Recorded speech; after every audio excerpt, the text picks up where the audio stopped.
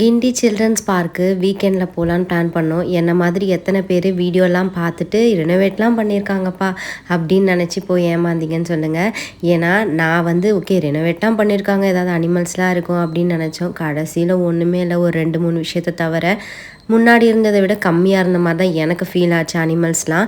Ticket price பார்த்திங்கன்னா பெரியவங்களுக்கு 60 rupees, கிட்ஸுக்கு வந்து 10 ருபீஸ் சார்ஜ் பண்ணுறாங்க. ஏஆர் ஷோன்னு ஒன்று போட்டிருந்தாங்க. சரி அதுக்கு டிக்கெட் வாங்கலான்னு பார்த்தா அதுவும் அவைலபிள் இல்லை அப்படின்னு சொல்லிட்டாங்க. கார் பார்க்கிங்க்கு 50 ருபீஸ் சார்ஜ் பண்ணாங்க, பைக்குக்கு 20 ருபீஸ் போல். கார்லாம் வந்து பார்க் பண்ணுறது அந்த அளவுலாம் கஷ்டமாக இல்லை, ஈஸியாக தான் இருந்துச்சு. சரி உள்ளே போய் பார்க்கும்போது என்னெல்லாம் இருக்குது அப்படின்னு பார்த்தா முதல்ல மான், அதுக்கப்புறம் பறவை இருந்தது. இந்த குளத்தில் ரொம்ப நேரமாக நான் தேடி பார்த்தேன், ஏதாவது தெரியுதான்னு. எதுவும் தெரியல. நாங்கள் வந்து கிளம்பியாச்சு. எனக்கு நல்லா தெரிஞ்சது இந்த பீகாக் மட்டும்தான். கொஞ்சம் வந்து கிட்டையே இருந்துச்சு. மேல் பீகாக் வந்து அந்த தோகெல்லாம் வந்து நல்லா அழகாக இருந்துச்சு.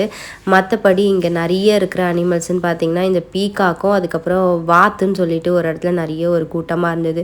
மற்றது எல்லாமே வந்து ஒன்று பாவமாக சிலதெல்லாம் தனியாகவே இருந்தது. இந்த ஐ லவ் கிண்டி சில்ட்ரன்ஸ் பார்க்குன்னு சொல்லிட்டு ஃபோட்டோ எடுக்கிறதுக்காக புதுசாக ரெனோவேட் பண்ணும்போது வச்சுருக்காங்க போல். அதுக்கப்புறம் வந்து ஆமையெல்லாம் இருந்தது. டாட்டாய்ஸை பார்க்கணும் அப்படின்னா டிஃப்ரெண்ட்டாக நிறைய டாட்டாய்ஸ் வச்சுருந்தாங்க. நட்சத்திர ஆமை அப்படின்னு சொல்லிட்டு ஃப்ரண்ட்லேயும் வந்து ஒரு அக்வாரியம் மாதிரி செட் பண்ணி அங்கேயே வச்சுருக்காங்க. அதுக்கப்புறம் ஈகிள் இருந்துச்சு. ஒரு ஒரு சின்ன குண்டில் ஒரு 3-4 ஈகிள் இருந்துச்சு. அதுக்கப்புறம் எனக்கு பார்த்ததுலேயே ரொம்ப பாவமாக இருந்தது இந்த பேர்டு தான். நல்லா ஃபோட்டோக்கு போஸ் கொடுக்குற மாதிரி வரவங்களுக்குலாம் நல்லா ரெஸ்பான்ஸ் பண்ணியிருந்தது. இந்த கூண்டில் நானும் ரொம்ப நேரமாக தேடி பார்த்தேன். ஆனால் இது ஒன்று தான் இருக்குதுன்னு நினைக்கிறேன். அதுக்கு கூட ஒரு பேரை போட்டிருக்கலாமே அப்படி தான் தோணுச்சு. ஏன்னா அது ரொம்ப தனியாக வந்து கரெக்டாக எல்லாருக்கும் ஹலோ சொல்கிற மாதிரி அது ஏதோ ஒரு சத்தம் போட்டுட்டு தனியாக இருக்க ஒரு ஃபீலில் வந்து பேசிகிட்டு இருக்க மாதிரி இருந்தது. செம்ம க்யூட்டாக அழகாக இருந்துச்சு. கிட்டவே பார்க்க முடிஞ்சது இந்த பேர்டை. எனக்கு ரெனோவேட் பண்ணதில் ரொம்ப பிடிச்ச விஷயம் தான் இயற்கை வழி கற்றல் நூலகம் சொல்லிட்டு இருந்தது. ஸோ உள்ளே போனோன்னே நேம்லாம் எழுதிட்டு புக்கு வந்து வேறு லெவலில் இருந்தது. இந்த குழந்தைங்களெல்லாம் வந்து கொஞ்சம் நேரம் வேடிக்கை காமிச்சிட்டு அதுக்கப்புறம் வந்து ஏசி ரூமில் உட்காந்து கொஞ்சம் புக்கெல்லாம் வச்சு ரிலாக்ஸ் பண்ணலாம். நிஜமாகவே அங்கே இருக்க புக்கெல்லாம் செம்ம ஒர்த்து. பசங்க வந்து அவங்களே லேர்ன் பண்ணிக்கிற மாதிரி ஒவ்வொரு விஷயமும் அந்த புக்கில் இருந்துச்சு. ஸ்டோரி புக்ஸ்லாம் பார்க்கவே அவ்வளோ கலர்ஃபுல்லாக இருந்தது. கிட்ஸை பொறுத்த வரைக்கும் வேறு லெவலில் லைப்ரரியாக இருக்கும். அது கண்டிப்பாக வந்து போனீங்கன்னா மிஸ் பண்ணாமல் பார்க்க வேண்டிய இடம் வந்து இந்த லைப்ரரி. ஆனால் லைப்ரரி வந்து சைலண்ட்டாக இருக்கும். ஆனால் இந்த லைப்ரரி வந்து கொஞ்சம் இல்லை ரொம்பவே சத்தமாக இருந்தது. ஏன்னா குட்டீஸு பெரியவங்க எல்லாருமே உள்ளே போய் எல்லாத்தையும் வந்து எடுத்து பார்க்குறாங்க, அப்படியே போடுறாங்க. அங்கே இருக்கிறவரும் ரொம்ப மெயின்டைன் பண்ண கஷ்டப்படுறாரு. ஆனால் கொஞ்சம் சத்தமாக இருக்கிற லைப்ரரி தான் இது. ஆனால் புக்கெல்லாம் வந்து சூப்பராக இருந்தது. ஒரு சின்ன இடம் தான், ஆனால் வந்து அழகாக வந்து கிட்ஸுக்கு ஏற்ற மாதிரி ப்ளேஸ் அரேஞ்ச் பண்ணியிருக்காங்க. அந்த ஃபோனிக் சவுண்ட் மாதிரி சார்ட்ஸு, சில புக்கெல்லாம் பார்க்கும்போது நமக்கே படிக்கணும் அப்படின்னு தோணுச்சு. நானும் என் பொண்ணும் வந்து கிட்டத்தட்ட ½ மேலே இந்த இடத்துல தான் ஸ்பெண்ட் பண்ணோம். எனக்கு வந்து 50 ருபீஸ் கொடுத்து டிக்கெட் வாங்கினதுக்கு வர்த்தாக தெரிஞ்சது இந்த புக்கெல்லாம் பார்த்தது தான். ஸ்டோரி புக்ஸ்லாம் வந்து இது மாதிரி 3Dயில் அழகாக கட் பண்ணியிருந்தது. பார்க்கவே இன்ட்ரெஸ்டாக இருந்துச்சு. அதே மாதிரி சில புக்ஸ்லாம் வந்து அவங்களே வந்து கற்றுக்கிற மாதிரி இந்த ஈஸியாக வந்து அவங்களே லேர்ன் பண்ணிக்கிற மாதிரியான க்யூப்ஸு. இது வந்து பார்த்திங்கன்னா ஃபஸ்ட் வேர்ட்ஸ்ன்னு சொல்லிட்டு ஒரு க்யூப்ஸு. குழந்தைங்க வந்து இந்த ஐஸ்கிரீம் அப்படிலாம் ஒரு சின்ன வேர்ட்ஸ்லாம் படிப்பாங்கல்ல, ஸ்பூன், அந்த மாதிரியான க்யூப்ஸு. இதுலேயும் வந்து நிறைய வச்சுருந்தாங்க. சைட் வேர்ட்ஸு, அதுக்கப்புறம் வந்து சினானம்ஸு, ஆன்டனம்ஸு, அது மாதிரி நிறைய வேர்ட்ஸ்லாம் இருக்கிற மாதிரி க்யூப்ஸ்லாம் வச்சுருந்தாங்க. பட் இந்த க்யூப்ஸ்லாம் வந்து பார்த்து ஹேண்டில் பண்ணுற மாதிரி தான் இருந்தது. நாங்கள் எடுத்ததுலேயும் ஒன்று வந்து டேமேஜாக இருந்தது. ஸோ இந்த புக்கெல்லாம் வந்து பார்க்க அவ்வளோ அழகாக இருந்தது. க்ளீனாக வந்து நம்ம மக்கள் வந்து அதை எடுத்த இடத்துலையே வச்சு ஒழுங்காக யூஸ் பண்ணாங்க அப்படின்னா மற்றவங்களுக்கும் யூஸ்ஃபுல்லாக இருக்கும்னு நினைக்கிறேன். குட்டீஸ் வந்து அவங்களே வந்து லேர்ன் பண்ணுற மாதிரியான புக்கு நிஜமாகவே சூப்பராக இருந்தது. இந்த க்யூப்ஸ்லாம் வந்து அவங்களே வந்து பண்ணி ஒவ்வொரு வேர்ட்ஸும் படிக்கிறது அப்படின்றது இன்ட்ரெஸ்ட்டாக இருக்கும். நம்ம ஒரு போர்டில் எழுதி போட்டு அப்படின்றத விட இந்த மாதிரி க்யூப்ஸ்லாம் வந்து பார்க்கும்போது பாப்பாக்கே வந்து அவளுக்கு இந்த வேர்ட்ஸ்லாம் தெரியுமா அப்படின்ற மாதிரி இருந்துச்சு. செம்ம வந்து பெரியவங்களே என்ஜாய் பண்ணுற மாதிரியான புக்ஸ்லாம் இருந்தது. இந்த புக்கு பார்த்திங்கன்னா ஃபிஷ்ஷு வந்து அந்த ஃப்ளிக்குன்ற இதுக்கேற்ற மாதிரி அழகாக வச்சுருந்தாங்க.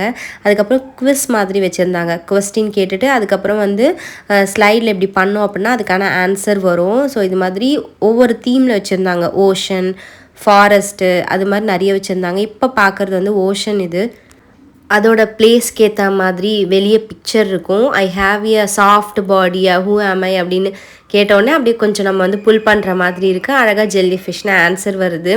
எனக்குமே இது ரொம்பவே இன்ட்ரெஸ்ட்டாக இருந்தது. ஒவ்வொரு கொஸ்டினுக்கும் நானும் பாப்பாவும் மாற்றி மாற்றி ஆன்சர்லாம் பண்ணிட்டு இருந்தோம். நீங்கள் போகிறீங்க அப்படின்னா கண்டிப்பாக மிஸ் பண்ணாமல் பார்க்க வேண்டிய இடம் வந்து இந்த லைப்ரரி தான். புக்ஸ் வந்து கிட்ஸ் அழகாக ஒரு அதுக்காக சேர் போட்டிருக்காங்க. கிட்ஸுக்கு ஏற்ற மாதிரி ஒரு டேபிள் போட்டு அவங்களுக்காக வந்து அவங்க ஹைட்டுக்கு ஏற்ற மாதிரி சேர்லாம் வந்து செட் பண்ணியிருக்காங்க. பீம் பேக் போட்டு ரொம்பவே சூப்பராக இருந்தது. ஸோ அங்கேருந்து வெளியே வந்துட்டு அதுக்கப்புறம் நாங்கள் பார்த்தது அவுல். ஸோ அவுல் வந்து ஒன்று மட்டும்தான் என் கண்ணுக்கு தெரிஞ்சுது. ஸோ அது ஓரத்தில் இருந்தது. ஜூம் பண்ணி காமிக்கிறேன், உங்களுக்கு தெரியுமா என்னன்னு தெரியல.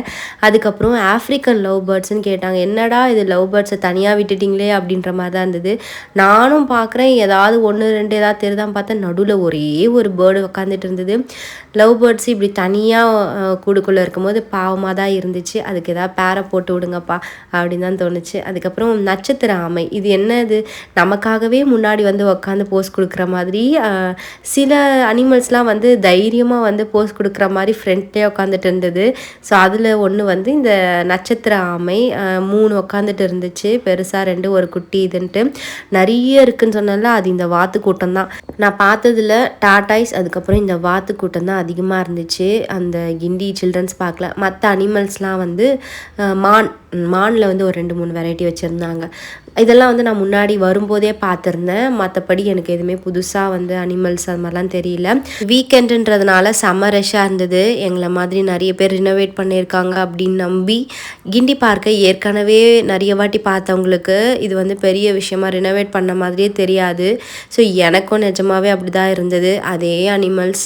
ஆனால் என்ன அந்த லைப்ரரியும் அதுக்கப்புறம் ஐ லவ் கிண்டி சில்ட்ரன்ஸ் பார்க்குன்னு ஃபோட்டோ எடுக்கிற இது சில 2-3 விஷயங்கள் தான் இருக்குது. மற்றபடி நடந்து அனிமல்ஸை பார்க்குற அளவுக்கு அனிமல்ஸில் எந்த டிஃப்ரென்ஸும் கிடையாது.